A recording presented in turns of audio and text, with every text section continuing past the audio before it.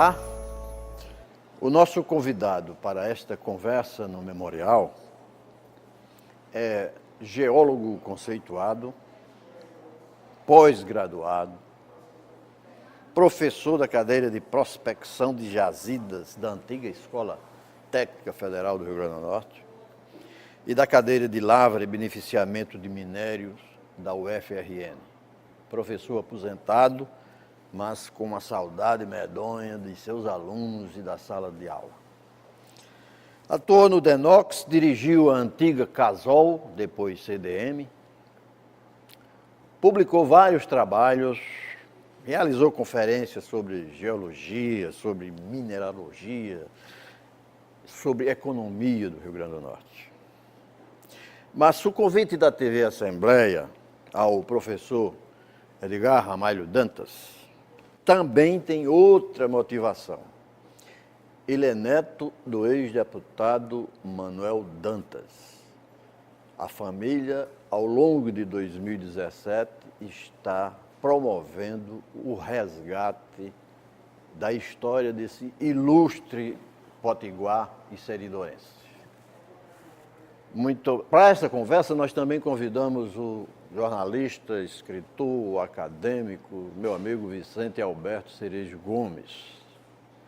Obrigado, Cerejo, pela presença. Muito obrigado, professor Edgar, pela presença. Vamos começar falando sobre o político Manuel Dantas, porque ele foi juiz federal, o primeiro do Rio Grande do Norte, advogado bom, jornalista, fotógrafo. Vamos começar com o Manuel Dantas, o político. Foi prefeito de Natal também. Foi prefeito. Ele morre como prefeito de Natal. E a morte de Manuel Dantas, ela ocorre no inverno de 1924. Ele adquiriu uma febre tifoide, aqui já num ambiente altamente comprometido por uma doença infecciosa e respiratória. E ele está indicado como prefeito de Natal, só que o processo de indicação era para o que se chamava a intendência do município. E o procedimento de eleição da presidência da intendência do município, era uma eleição inter pares entre os intendentes, que indicavam entre eles qual seria o presidente da intendência. Só que Manuel Dantas chegou com um discurso renovador em termos de administração. E o discurso renovador dele, em termos de administração, foi de sair desse ambiente de intendência para ser a Prefeitura de Natal. E para ser a Prefeitura de Natal, Manuel Dantas exigiu a participação na intendência de um técnico formado em engenharia. Quem é que ele traz para ocupar esse lugar? Traz Omar Grant O'Grady, seu genro, que estava construindo o sistema de abastecimento d'água de Fortaleza e que ele o atrai aqui para Natal numa vinda de Omar O'Grady para a cidade onde ele nasceu, porque ele era um descendente de Teófilo Brandão Castelo Branco, natural de Ceará-Mirim, que casou uma filha com Alexandre James O'Grady, um engenheiro que inicialmente trabalhou muito tempo no Ceará e depois veio cuidar do patrimônio da família aqui no Rio Grande do Norte, tomando conta dos engenhos de cana nessa região.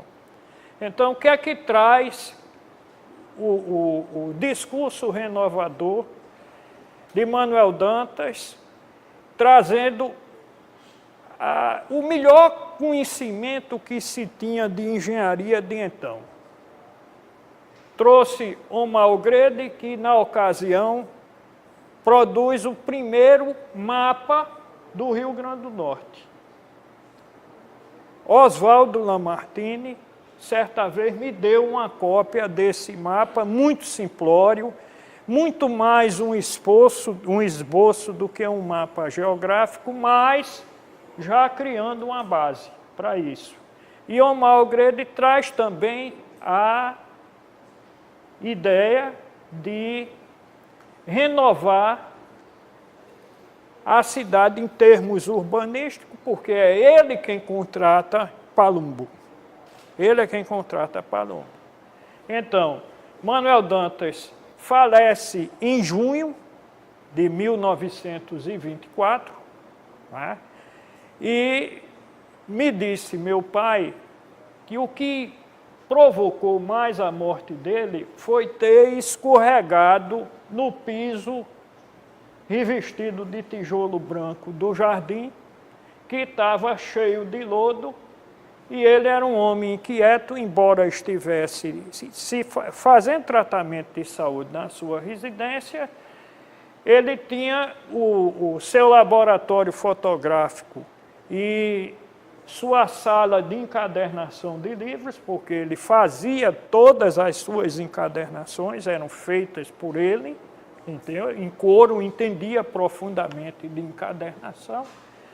E esse escorrego agravou a sua situação, o que levou à morte e ter tido um período muito curto na frente da Prefeitura de Natal, porque é o ano de 1924, ele foi indicado para a intendência em 23, então foi curto o seu período aqui.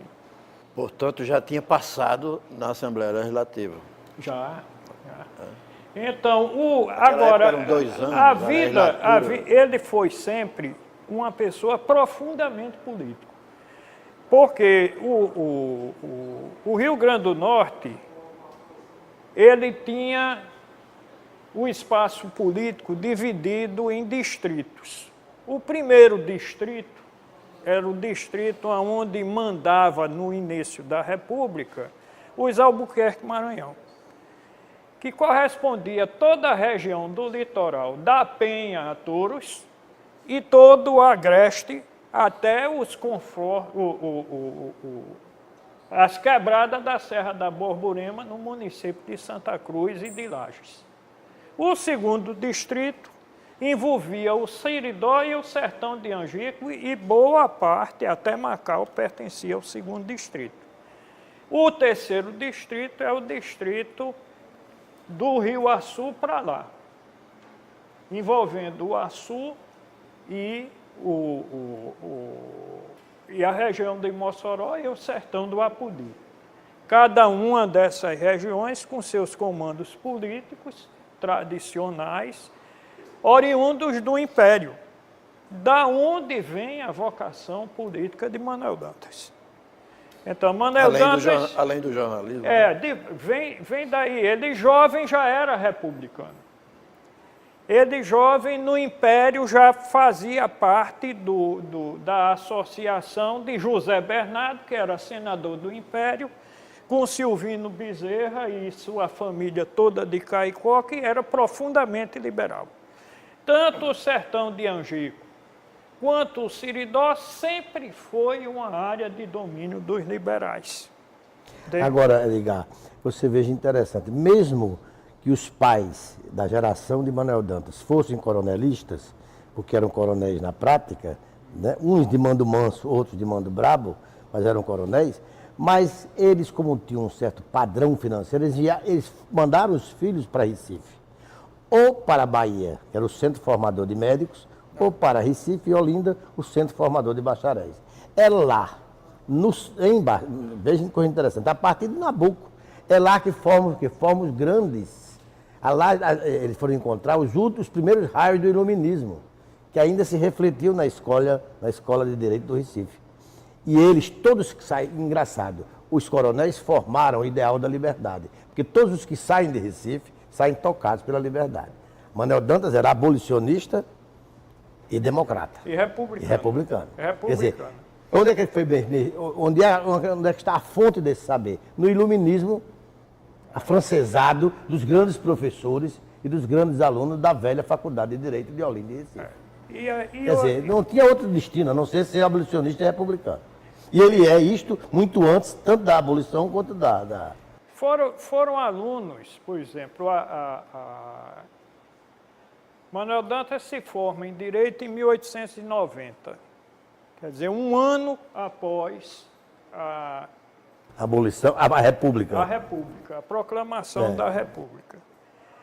Nessa ocasião... E poucos anos depois da abolição. Nessa ocasião em que ele se forma, ele já era jornalista e editor do jornal O Povo de Caicó, juntamente com os proprietários do jornal O Povo de Caicó, que eram os filhos de Manuel Salustiano da Nóbrega, que são Diógenes da Nóbrega e Janúncio Salustiano da Nóbrega. Diógenes da Nóbrega se forma em 1889. Manuel Dantas, 1890. Janúncio, 1891. 1891. Eu tenho foto de estudantes, desses estudantes no Recife, que me foi cedida pelo professor Luciano Nóbrega, um dos siridoenses mais ilustres que eu conheci até agora. Diga, há quanto tempo o Dantas foi deputado? Eu acho que muito pouco. O que ele foi realmente na política do Rio Grande do Norte, ele foi o secretário perpétuo do Partido Republicano Federal, criado por Pedro Velho. Pedro Velho se instala a República no Brasil e ele pretende ser o governador da província, que teria que ser transformado em Estado. Não consegue. Não consegue. Você tinha presidentes de província e presidentes da intendência. Aí vem aquele período que o primeiro governador nomeado são os governadores nomeados, Adolfo Gordo. Adolfo Gordo. Depois, Xavier da Silveira. São vários os governadores, são passagens tão meteóricas quanto episódicas na história do Rio Grande do Norte, e a esse primeiro instante da República do Rio Grande do Norte, como é no Estado Novo, com os interventores que estavam ocupando a direção maior do Estado aqui. Então, são duas situações muito interessantes. No Estado Novo, nomeados por Getúlio. Nomeado pelo Getúlio. Então, quem influía na indicação dos governadores no início da República? O republicano mais influente, oriundo do Rio Grande do Norte, se chamava Amaro Cavalcante. Foi ministro da Fazenda. Ministro Supremo. Ministro do Supremo. Prefeito do interventor do Rio. Prefeito do Rio de Janeiro e tudo. Irmão do padre João Maria Cavalcante. Irmão do padre João Maria. Então, esse homem lá no Rio de Janeiro era quem falava pelo Rio Grande do Norte. Zé Bernardo, quando é proclamada a República, ele está doente.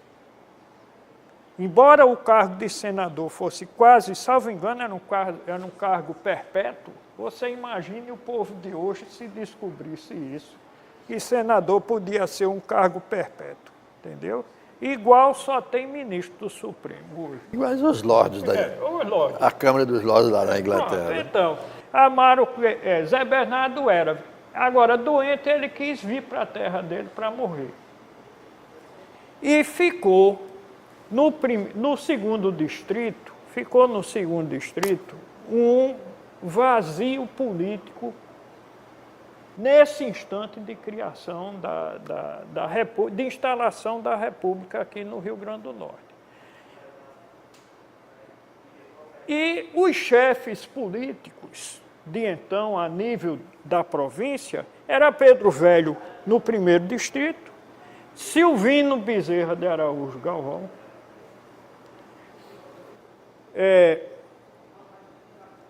pai de Manuel Augusto,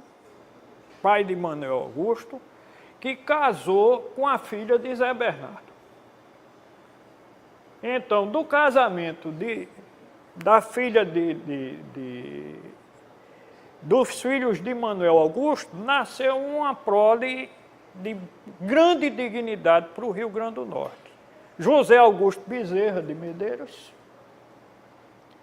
que dá nome a essa Assembleia, Patrono, não é? O desembargador Silvino Bezerra, que honra a advocacia, porque é dele que sai uma pleiade de inteligência como Manuel Augusto Bezerra, advogado que nunca teve um emprego público, tá certo?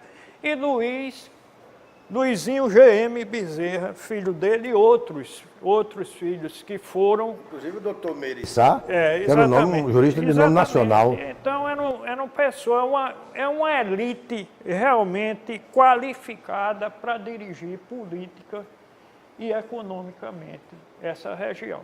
Então, o que é que acontece com o Manuel Dantas recém-formado? Ele primeiro é nomeado promotor, salvo engano, de Jardim do Seridó. Mas por conta da confusão, da síndrome da passagem, né, ele é destituído. E quando se reestabelece os laços políticos para que os poderes possam se implantar, os poderes republicanos, os 9 poderes republicanos se implantar no Rio Grande do Norte, então, o que é que faz o grupo do Seridó e de Angicos? Aí disse, tem uma coisa que vai ter que ter em cada província, é a Justiça Federal. Então, o Seridó faz a Justiça Federal do Rio Grande do Norte. E Manuel Dantas, o primeiro juiz federal. Não era ele. Era o primeiro juiz, nunca veio para Natal, que se chamava, salvo engano, Oliveira Santos. Ele era o substituto. Aí né? ele era o juiz substituto, juiz federal substituto. Foi quem implantou essa Justiça Federal aqui. E o Ministério Público Federal foi feito também, implantado por Diógenes da Nóbrega, caicoense, jornalista como Manuel Dantas e Janúncio da Nóbrega, republicano e abolicionista, responsável pelo primeiro jornal importante do Rio Grande do Norte, que foi o Povo de Caicó. Eu me lembro que, pesquisando, eu acho que vi o jornal O Povo tinha, com certeza, uma tiragem maior do que 1000 exemplares. Isso, imagine você o trabalho que dava, porque era um jornal feito com a prensa manual. E numa hora, Edgar, em que, pela primeira vez, a moeda financeira encontrava uma rivalidade, que era a moeda das ideias. Você não precisava originalmente ser rico para ser um homem de grandes ideias. Né? Manuel Dantas, na sua origem, não era pobre, mas também não era nenhum coronel. Ele era um homem de ideias. E essa era a grande moeda dele para contracenar com o poder político do Estado. E a moeda das ideias, ela é um produto direto da educação. Não tem outra forma. Vamos falar sobre Manuel Dantas, o educador, mas após um intervalo. A gente volta já, um instante só.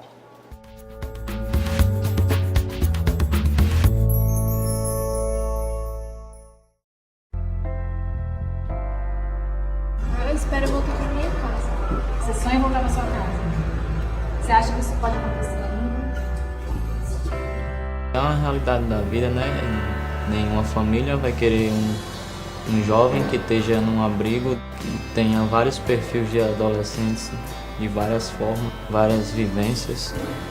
Eu acho que é uma das coisas que eu mais sinto falta, que é da minha família.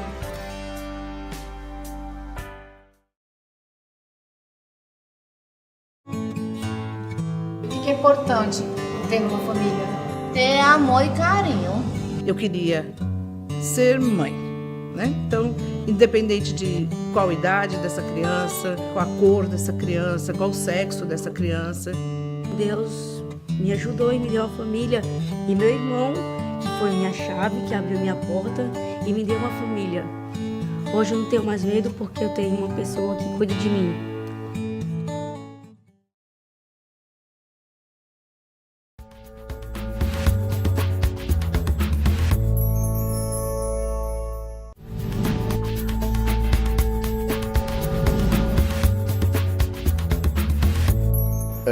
Professor Cerejo, professor Edgar, no intervalo agora, a gente estava ainda no começo, a gente estava ainda na passagem, né?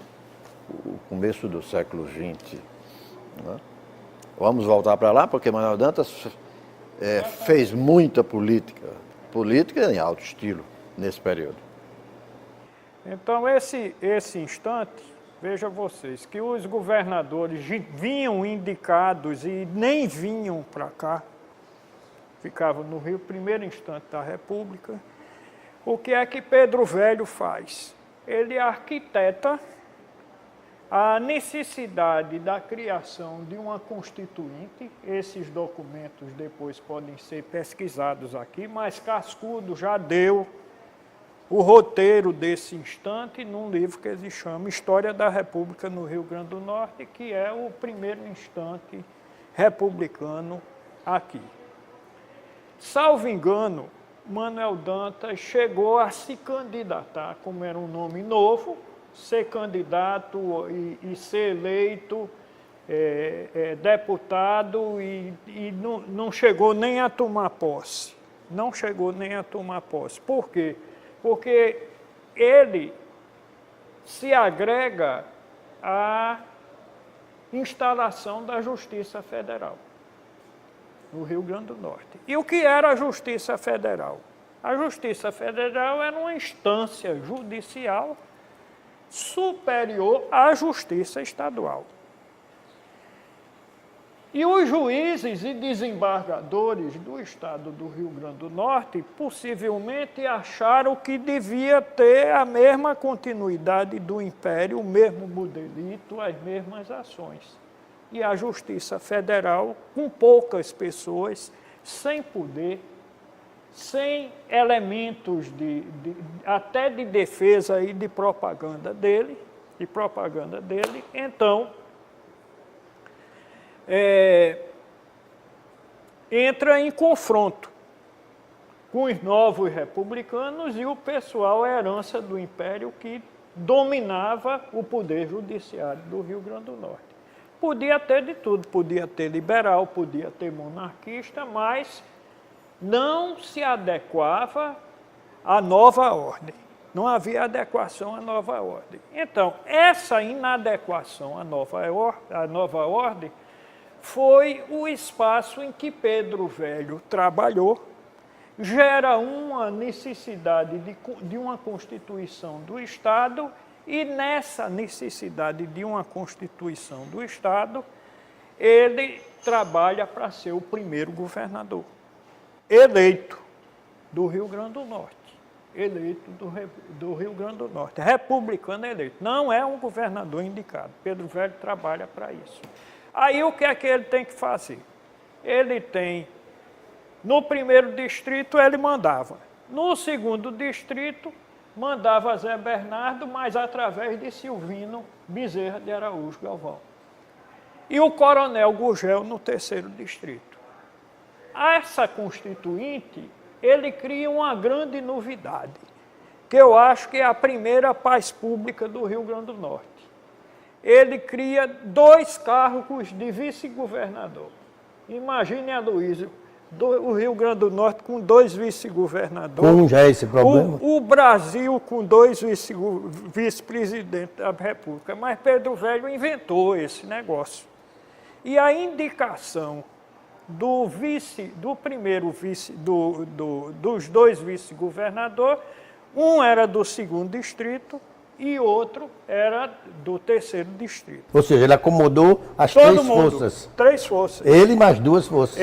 Então, as forças representativas eram o coronel Silvino Bezerra e o coronel Gurgel em Mossoró, que tinha nesse tempo, nessa ocasião, Mossoró já estava se transformando no centro econômico poderoso que é e ainda vai continuar por muito tempo. Agora, o que era que Pedro Velho era dentro desse cenário para almejar ser governador? Ele tinha o poder da família dele aqui no 1º distrito, mas era deputado federal.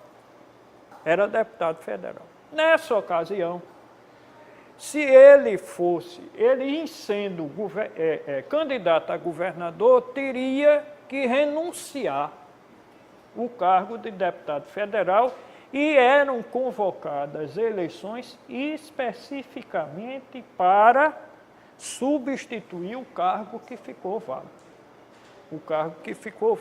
Então, o entendimento na Constituição pré-eleitoral de Pedro Velho, é que o cargo que ele deixava de deputado federal seria de Janúncio da Nóbrega,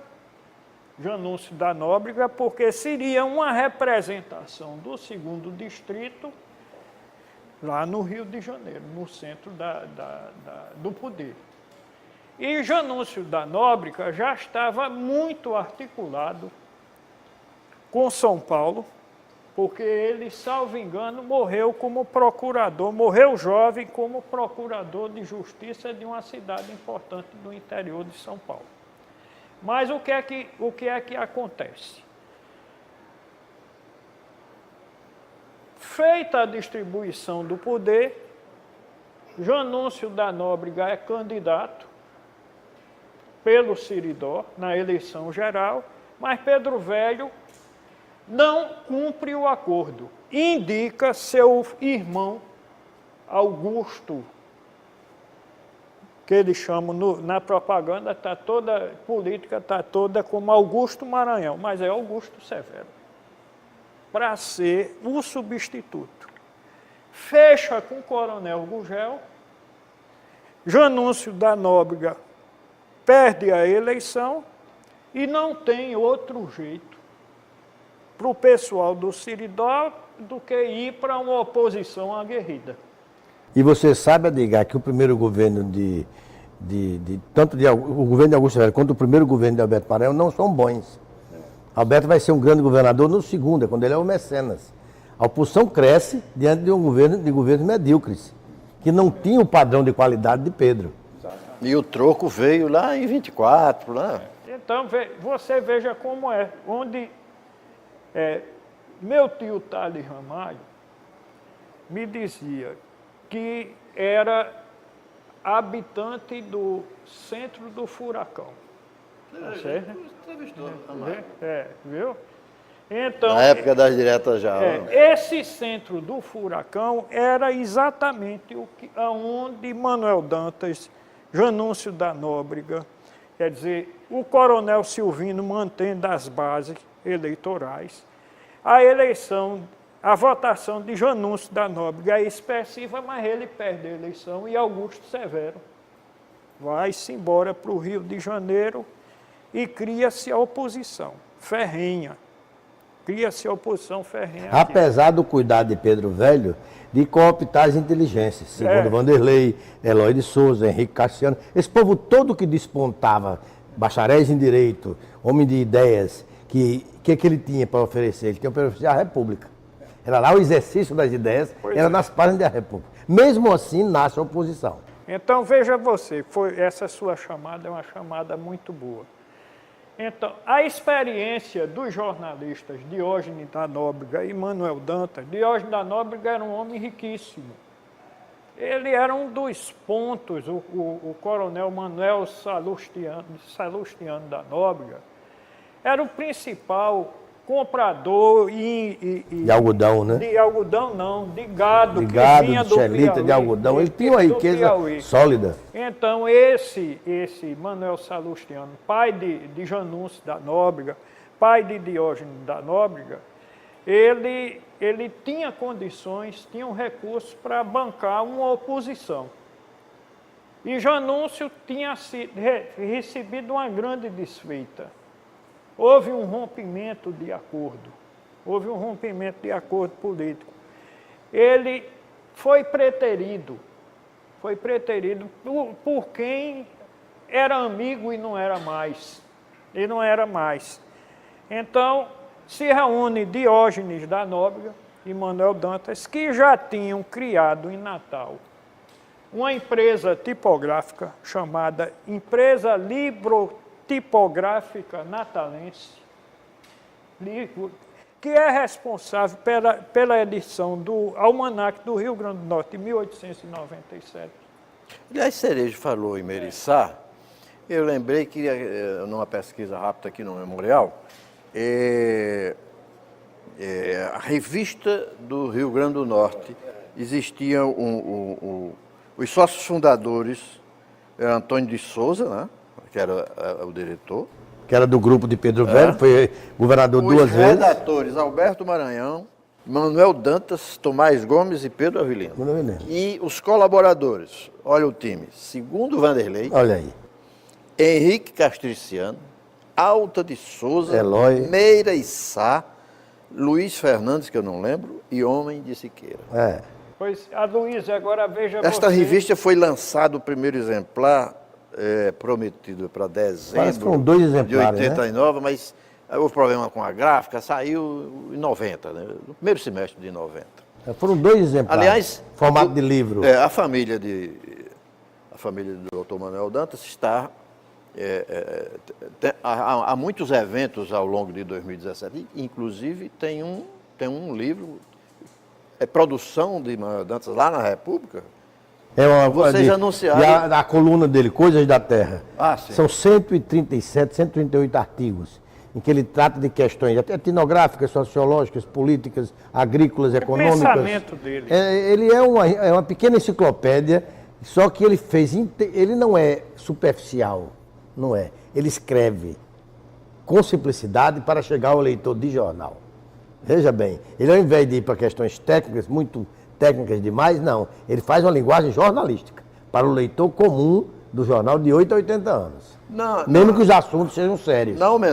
Na sessão solene de homenagem da Assembleia Legislativa ao ex-deputado Manuel Dantas, dentre os oradores representando a família, o professor Edgar, e convidado também, além do acadêmico Diógenes da Cunha Lima, o professor Cerejo, lá você cita que o livro dos municípios de Manuel Dantas, lá em 1909, não era apenas um livro registrando o nome das cidades. É o ensaio que ele faz, É que ele resiste aos topônimos, mas ele tenta uma geopolítica, uma força econômica, quer dizer, o que é que mantinha cada município. Não é verdade, Edgar? Ele não só lista a origem etimológica da expressão, ele dá o sentido econômico também, né? Ele tinha uma visão muito aguçada da economia. Ele sempre percebia a economia como um eixo capaz de decidir as questões políticas. E é verdade, né? No coronelismo, a economia era o lastro do coronelismo. Ele dava o perfil de cada município. Cada município. Perfil econômico. Explicava até a palavra, por que tal palavra, por que o município chamava isso. Aquelas expressões indígenas, antigas, ele explica tudo. Aliás, o professor deve ter herdado muita coisa dele. Algumas coisas. Esse instante em que há o rompimento de Pedro Velho com o grupo do Siridó, o que é que acontece? Só tem um jeito do povo do Siridó enfrentar o governo. É através de jornal. Vem a batalha das ideias aí. Entendeu? Então, o que é que eles fazem?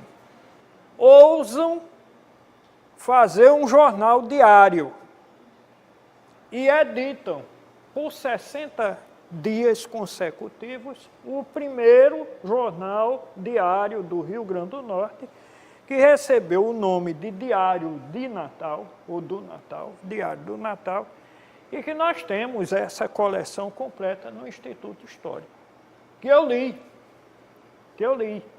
E que é anterior ao Diário de Natal da Igreja e anterior ao Diário de Natal associado. Viu? Então, nós tivemos três, portanto. São vários diários. De O Diário também, né? Não. O Diário. Então, o que é que acontece com esse Diário de Natal? Na apresentação do jornal, os jornalistas anuncia aos anunciantes que vão ter uma postura de questionamento, não tem comprometimento com o governo, mas não dizem que vai fazer oposição, tá certo? Mas vai lançar diariamente um jornal. Então imagine uma cidade como Natal ser invadida por uma opinião diária e de confronto com o governo do Estado. Então, a primeira opinião questionadora. Questionadora. Primeira. Questionadora. Porque o domínio era de a República. Ela vem se contrapor à República. Esse jornal viveu só 60 dias porque faltou anunciante. Viu? Devia ser brabo demais. Não, foi muito do aguerrido. Então ele monta... E o capitão é muito sensível, como você sabe. É muito sensível. Faltou fôlego, faltou anunciante para o jornal. Faltou tinta, faltou papel. Faltou tudo. Só não faltava redação. Aí o que é que acontece? Eles fecharam o jornal, a Companhia Topográfica fecha o jornal e resolvem editar que tenha condições, um novo jornal que tenha condições de trabalhar vis a vis com a República, que eu acho que tirava 2 edições semanais. Então, aí Manuel Dantas cria o Estado, com Diógenes da Nóbrega, cria o Estado. Então, manteve-se esse jornal por muito tempo, até que a turma do Deixa Disso, tá certo? Pedro Velho viu que precisava se entender e já tinha se criado uma nova oposição, ele se reaproxima, Pedro Velho se reaproxima com o grupo do Siridó e se reaproxima via Manuel Dantas. Porque Diógenes da Nóbrega me disse, Oswaldo não, Oswaldo Medeiros não, como é? Historiador nosso. Olavo Medeiros. Olavo Medeiros me disse que Diógenes da Nóbrega era casada com uma moça muito rica de Pernambuco e a família disse, olha, saia do meio dessa confusão desse seu estado, venha para cá tomar conta de nossas terras, porque a cidade... Que pertence a você, né? Pertence a você, você está perdendo o tempo. E aí ele foi para lá e tem essa raiz pernambucana, siridoense, que, salvo engano, me disse, Olavo, que eles eram donos do que hoje é Boa Viagem. Entendeu? Aí Diógenes... E Pedro Velho, a essa altura também, ele, apesar de ter feito Antônio de Souza 2 vezes governador, Henrique vice para Henrique presidir a Assembleia, apesar de Alberto Maranhão ter sido mecenas no segundo governo, mas ele viu que não tinha grandes sucessores. Exatamente. Então, e ele estava sofrendo um combate de ideias muito fortes da oposição. Alberto Maranhão ele era muito inteligente, brilhante. Era amigo pessoal.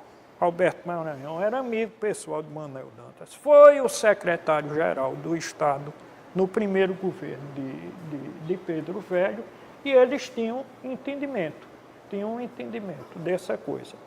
Então, chega um instante em que é feito o acordo político, e esse acordo político é um desafio a um jornalista, que foi Manuel Dantas, para transformar o jornal A República num jornal diário.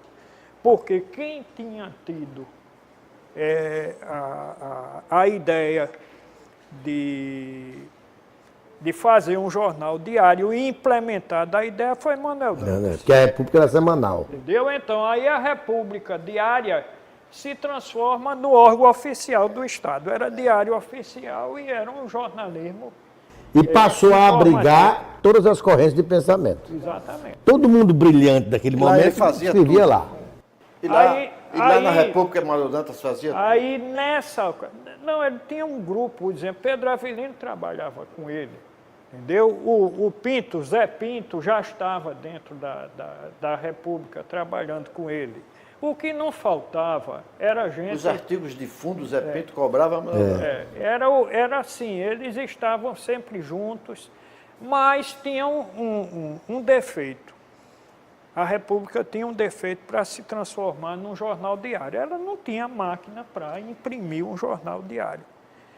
Na tiragem que era necessária. Máquinas planas, impressas vagarosamente de 1 a 1. Então, começam a trabalhar com a prensa antiga, a impressora antiga, e essa impressora quebrava toda semana, quebrava. Então, nessa ocasião, entra em cena o que eu acho que é o maior dos Maranhões, que é Fabrício Maranhão. O senhor conclui essa história, daqui a pouco nós vamos para o segundo e último intervalo.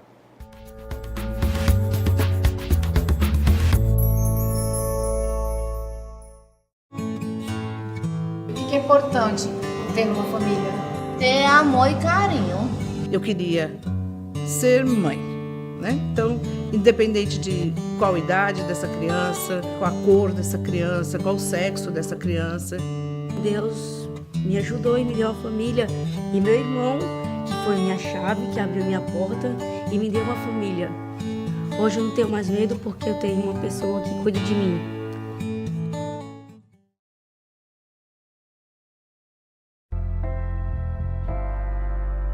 Eu espero voltar para minha casa. Você sonha em voltar para sua casa? Você acha que isso pode acontecer ainda? É uma realidade da vida, né? Nenhuma família vai querer um jovem que esteja num abrigo, que tenha vários perfis de adolescentes, de várias formas, várias vivências. Eu acho que é uma das coisas que eu mais sinto falta, que é da minha família.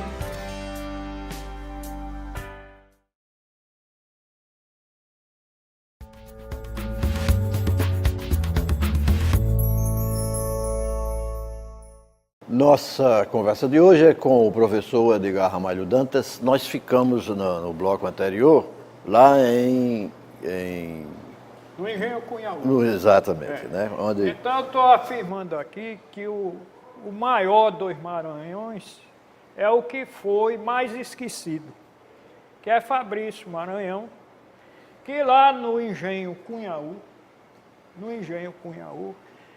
ele produzia o açúcar e fazia o comércio dos produtos da região através do porto do Cunhaú, de Vila Flor, dali de Barra do Cunhaú, tá certo? Ele levava caixas e pães de açúcar, do melhor açúcar considerado aqui do Rio Grande do Norte. E ele descobriu uma coisa muito importante, que quando chegava em Recife esses açúcares, não adiantava você estar querendo produzir uma coisa de qualidade, porque os grandes atacadistas de Recife juntavam todo o açúcar, mandava para a Europa, para os portos de Gênova, de Lisboa, de outras coisas, as tradições de comércio que tinha Pernambuco com a Europa e com a América menos, e esse açúcar chegava lá com a qualidade duvidosa. Então ele resolveu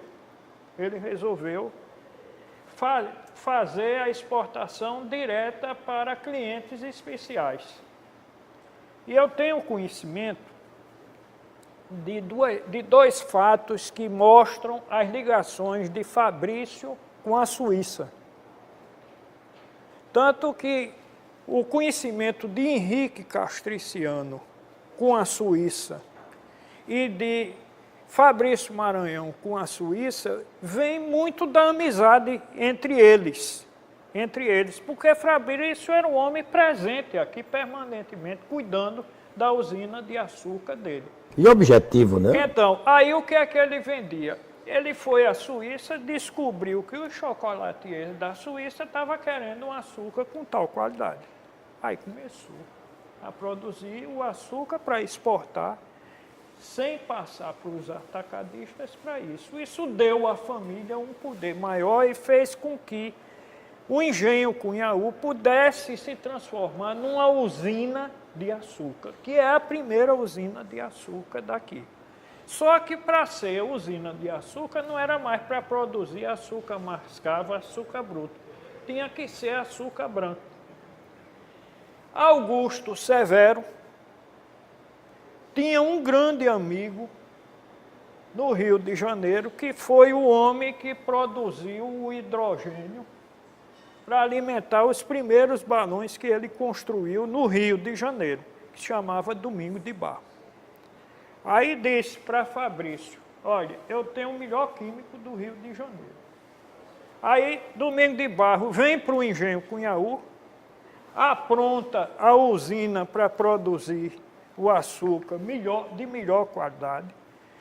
Me disseram alguém... Vem instalar o sistema de energia hidrogênio aqui em Natal. Sim, eu sei. É Domingo de Barro. Para o Teatro Alberto Maranhão, a iluminação em acetileno. Em acetileno. Representa o Estado na Exposição Internacional de 22, Centenário da Independência? Não né? foi. Não foi isso, não? Ele e Manuel Dantas foram para a Exposição Nacional de 1908. 1908. 1908. Isso mesmo. É o centenário da abertura dos portos. Aí, lá no Rio de Janeiro, o que foi que eles fizeram?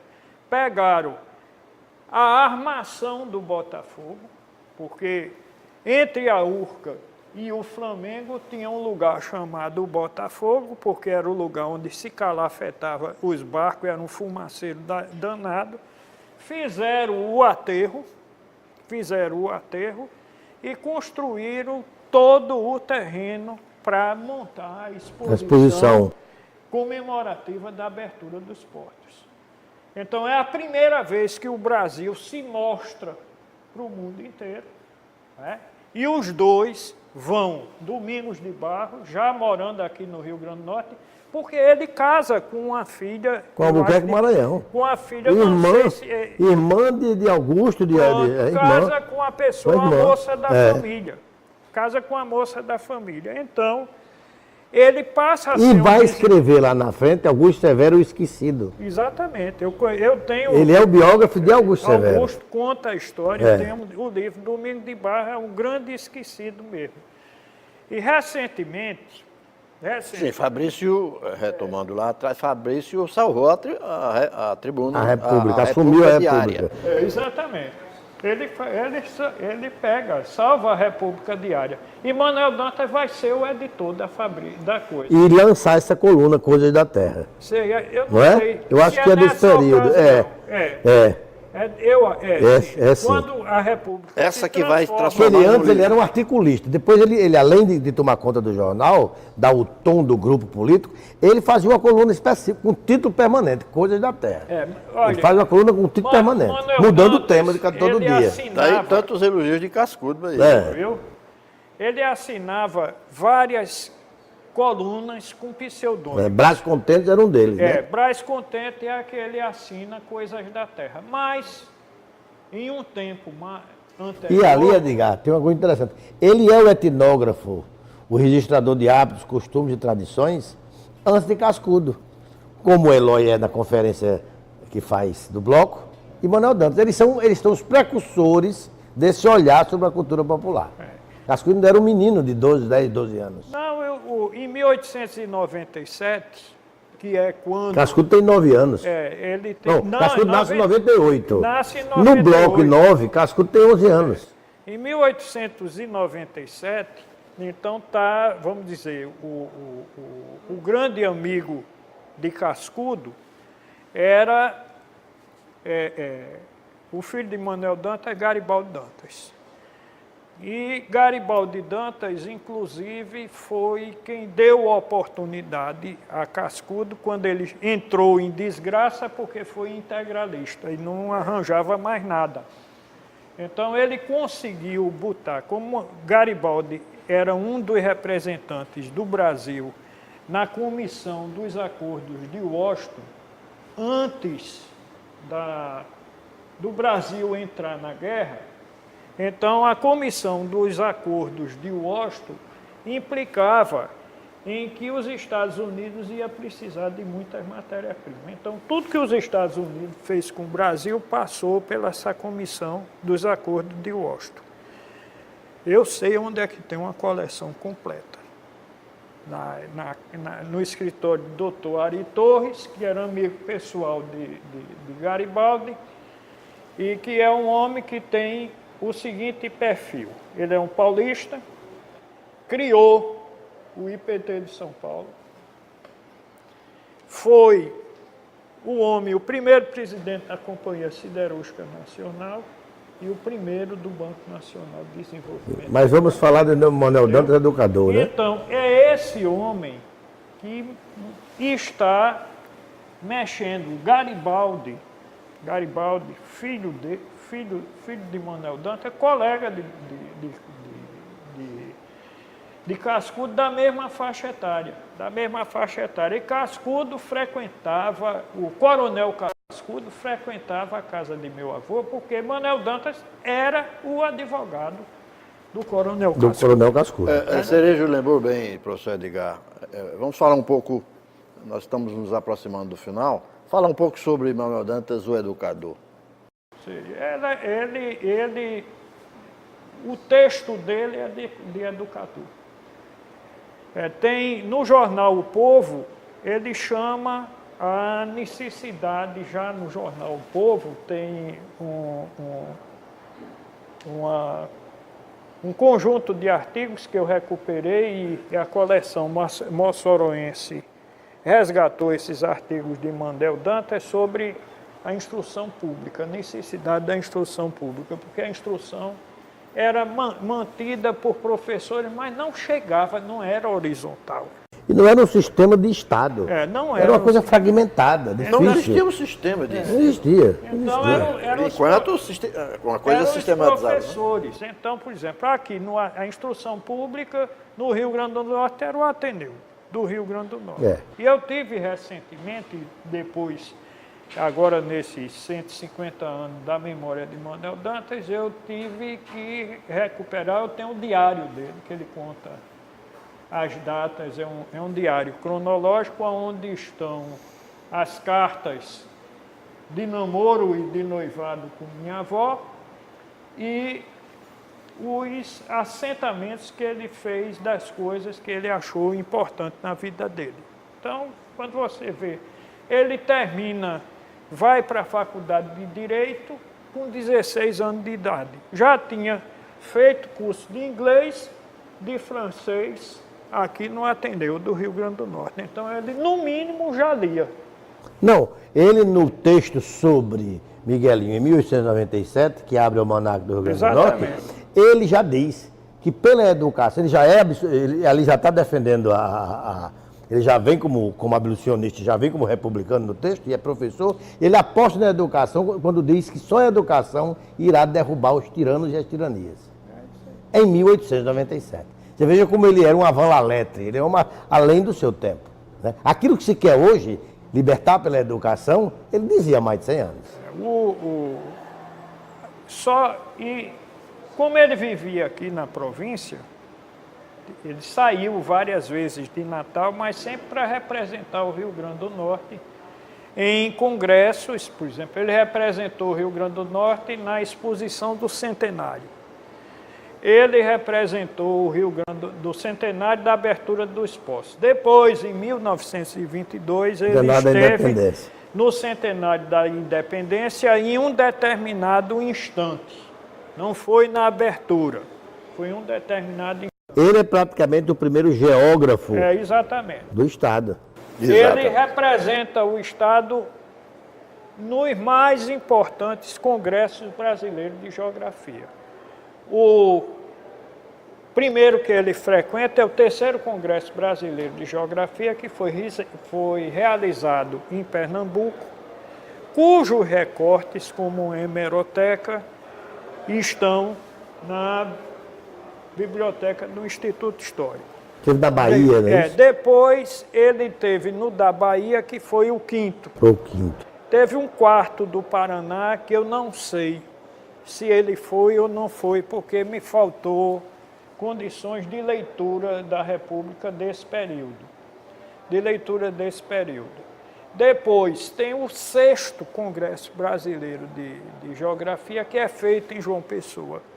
Desse 6º Congresso Brasileiro de Geografia, nós temos o álbum de recortes de como aconteceu.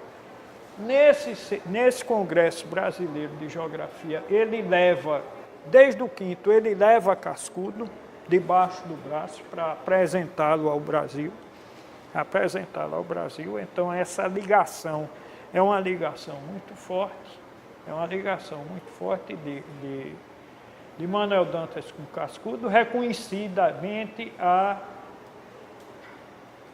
um pleito que ele tinha a inteligência do filho do Coronel Cascudo. E Cascudo, quando morre Manuel Dantas, morreu aquele que me defendia. Então, aí o que Na sua intervenção lá na sessão solene, você disse que Natal chamava ele o doutor Dantas. Não? O doutor Dantas, é. Então, aí o que é que a biblioteca dele era uma biblioteca rara, era uma biblioteca atual, porque Manuel Dantas assinava todas as principais revistas de atualização do mundo. Então, ele recebia The Globe da Inglaterra, o National Geographic Magazine dos Estados Unidos, o Scientific American dos Estados Unidos, e a Revue de la Revue, que era uma edição francesa, que fazia o monitoramento de praticamente tudo que acontecia na Europa. Só ele podia usar ao escrever o livro Natal daqui a 50 anos. Então, né? aí, o volume de informação que ele fazia com essas informações? Ele transmitia no jornalismo diário. Então, o bric-a-brac, que é o que ele chamava a coleção de recortes dele, era uma coisa imensa. E eu tenho certeza que depois procurei esse bric-a-brac lá no Instituto Histórico, que boa parte foi comida pelo cupim ou sacudida no lixo por administrações anteriores, como coisa sem valor. Mas eram recortes. E desse período, a mania do recorte jornalístico, eu tenho lá em casa os álbuns dele, do que se chama Reminiscências Acadêmicas, aonde os recortes estão afigurados, por exemplo, a relação, a história da diplomação dele na Faculdade de Direito está contada, está conservada, a poesia e as fantasias com PH que ele editava no jornal O Povo também estão conservadas, permitiu que eu fizesse um resgate. E quando, no governo de Alberto Maranhão, ele assume pela primeira vez a instrução pública no Estado, então ele começa a pôr em prática as suas ideias. Professor, nós estamos quase no fim, mas quais os eventos, para lembrar toda a obra de Manuel Dantas? Tem vários eventos ao longo do ano. Olha, já teve a homenagem aqui na Assembleia, tem o livro. Na realidade, ela foi, esses 150 anos de Manuel Dantas, foi capitaneado por uma entrevista colhida por Dr. Diógenes da Cunha Lima, no Memorial Memória da Cultura, que é um programa que ele tem na TV Metropolitana. Só que ela foi posterior ao convite aqui da Assembleia, mas saiu antes, e aqui na Assembleia nós tivemos a oportunidade de fazer todo esse evento belíssimo. Mas eu insisti, inclusive com minha família, de que nós deveríamos, a partir do dia 26 de abril, começar o ano comemorativo dos 150 anos dele. Porque é uma figura polivalente como é Manuel Dantas, a gente tem chão para apresentar nos mais diferentes... Academia, né? Nos mais diferentes... Academia de Letras. Vai haver a sessão da academia, a revista do Instituto. Ele é dono de uma cadeira, né? Quem? Ele é Manuel patrono da Dantas. cadeira de Diógenes. Ah, cadeira de Diógenes, é isso mesmo. Na revista do Instituto vai ter uma publicação dele ou sobre ele ao longo do ano de 2017, inclusive o texto de Juvenal Lamartine, indicado por Edgar, como sendo assim um retrato mais interessante A biografia escrito sobre melhor. ele. É a biografia. Vai ser republicado na revista por indicação de Edgar. Na revista da Academia. É. E o professor Raimundo Arraes está fazendo a introdução dos 132 textos de Coisas da Terra, que terá um prefácio de Edgar, uma introdução do professor e do professor Raimundo Arraes, que é quem está estudando os textos dele, para dar um caráter acadêmico também à produção de Manuel Dantas. É o que tá, a nossa parte, né, no Instituto. Independente dessa coisa, existem, vamos dizer, não são intenções, já há coisas programadas na maçonaria, porque Manuel Dantas morreu como orador e tendo sido grão-mestre da loja 21 de março, que é uma das lojas emblemáticas do Grande Oriente mais do Brasil, mais né? Histórica, certo? Então, nós vamos... E outras atividades. Nós vamos fazer, estamos intentando isso, através de contatos que nós vamos fazer com as potências maçônicas. Nós já temos um contato com as potências maçônicas para a comemoração do centenário de Miguelinho nelas, né? Tanto que tem uma loja maçônica chamada Frei Miguelinho, então é preciso que se faça isso.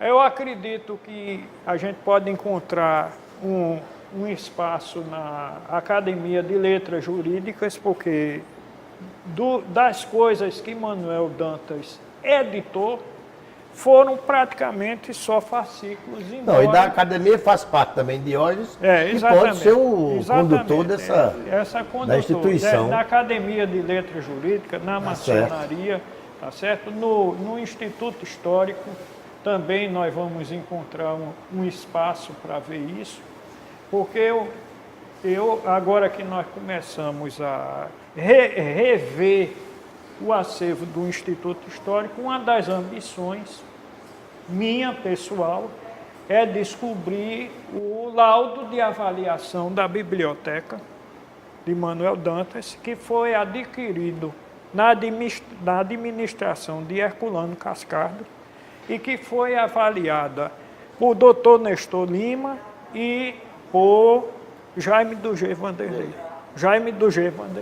Então, no Instituto Histórico eu pesquisei e encontrei isso, mas nunca encontrei o laudo de avaliação. Mas como nós temos o tombamento e sabemos o que é dele e o que não terminaremos encontrando. Terminaremos encontrando essa coisa. Professor Edgar, muito obrigado pela presença. Foi uma conversa bastante produtiva. A gente passaria aqui uma semana. Obrigado, professor Vicente Cerejo, e obrigado a você, telespectador da TV Assembleia. Até o próximo encontro.